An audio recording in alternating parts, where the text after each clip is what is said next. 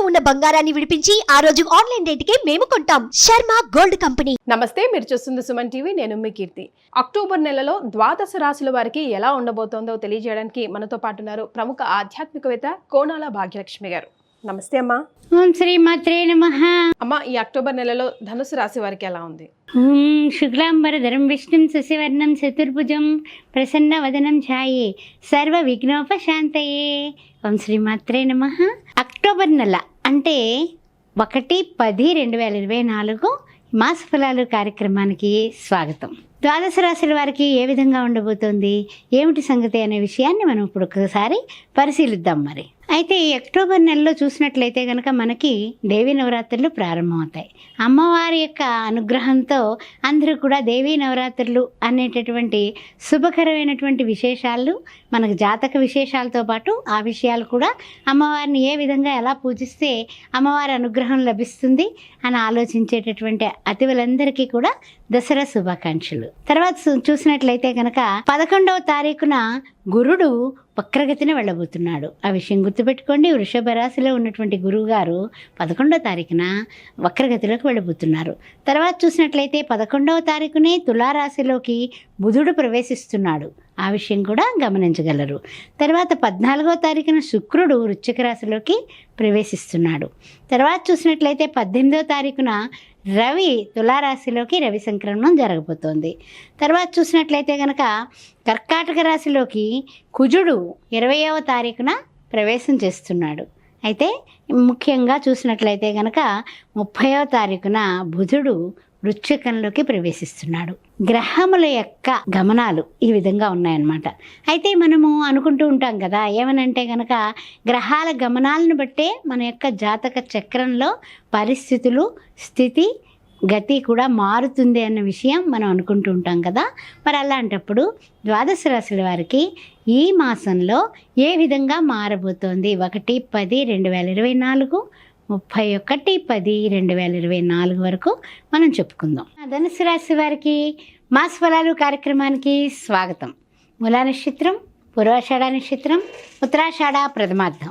ఏ విధంగా ఉండబోతోంది ధనుసు రాశి వారికి ఈ మాసం అనే విషయాన్ని ఒక్కసారి చూద్దాం. మరి ముఖ్యంగా చూసినట్లయితే ఈ మాస ఫలాలు కార్యక్రమంలో ధనుస్సు రాశి వారికి కాస్త పరిస్థితులు, అననుకూల పరిస్థితులే కనపడుతున్నాయి. కారణం ఏమిటయ్యా అంటే కుజ సంచారం.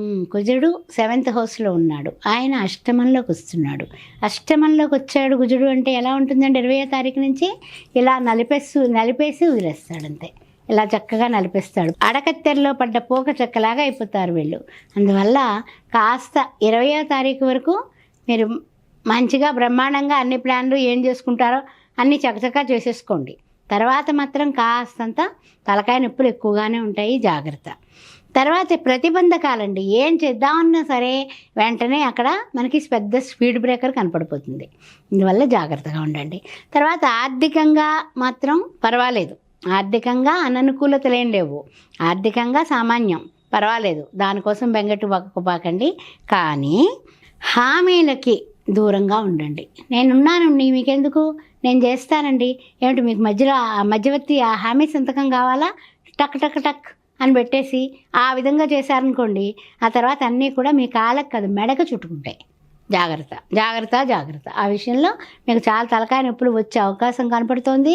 అప్పటి నుంచే జాగ్రత్తగా ఉండండి. ఏది ఏమైనప్పటికీ కూడా నేను హామీ సంతకం పెట్టను అని ఒట్టు పెట్టుకున్నానని చెప్పేసేయండి. అంతే, ఇందులో ఏం డోకా లేదు. ఎంతటి ముఖ్యమైన వాళ్ళైనా సరే, ఇంట్లో వాళ్ళ, వీధిలో వాళ్ళ, అవన్నీ పక్కన పెట్టండి. ఫస్ట్ మనం చుట్టుకుంటుంది అని మనకు తెలుసు, అది పాము, అది తాడు కాదు అని తెలిసినప్పుడు జాగ్రత్త పడండి. ఆ విషయంలో డౌట్ లేదు. తర్వాత తరచూ ఒత్తిడికి లోనవుతూ ఉంటారు, టెన్షన్స్ తీసుకుంటారండి మీరు. టెన్షన్స్ అంటే ఏ విధంగా ఉంటాయంటే కనుక మనకి తెలియకుండానే అవతలి వాళ్ళని మనం ఏమి అనకుండానే అన్నామనే నిందలు, నిష్ఠూరాలు మన చెవికి చేరుతాయి. అప్పుడు టెన్షన్ తీసుకుంటాం కదా, అలాంటి టెన్షన్స్. లేకపోతే నీలాప నిందలు వస్తాయి, అది టెన్షనే. తర్వాత ఇంట్లో వాళ్ళే నిష్ఠూరాలు వేస్తారు, అది టెన్షనే. వీళ్ళు కావలసిన మిత్రులు అనుకున్న వాళ్ళే మనల్ని వాడుకొని ఆ తర్వాత ఏమో నాకు ఏం పెద్దగా నువ్వు ఎప్పుడేం చేసావు అన్నట్టుగా మాట్లాడతారు. అది కూడా టెన్షనే కదా, బాధే కదా. అలాంటి పరిస్థితులు మీకు ఎదురవుతాయి. అదేవిధంగా మీకు బాగా కావాలి, వీళ్ళు చాలా నాకు ఆప్తమిత్రులు, ముఖ్యమైన వాళ్ళు, ఇంకా వీళ్ళు అయ్యే బాబాయ్ ఇంక చెప్పలేము, జానజిగురు ఫ్రెండ్స్ అన్నా కూడా వాళ్ళని కూడా మన టైం బాగోలేదు కాబట్టి నోట్ దిస్ పాయింట్, సందేహాత్మకమైన బుద్ధితోటే చూడండి. అర్థమైందా? ఏం పర్వాలేదు, ఈ చేతికి తెలియకుండా ఇచ్చేస్తే ఆ తర్వాత తిరిగి ఇలా ఇచ్చేస్తే ఇలా వేసేద్దాం, అట్లాంటి పనులేనే ఉండవు. గుర్తుపెట్టుకోండి. డబ్బు ఇచ్చుకునే విషయాలు కానీ, హామీలు కానీ, తర్వాత ఏదైనా మాటలు కానీ, లేకపోతే నేను చేసేస్తా నేను చూసేస్తా అనే విషయం కానీ ఈ చెయ్యకపోతే మీ పని చక్కగాని వాళ్ళు మనల్ని ఫ్రై చేసేసి విడిచిపెట్టేస్తారు.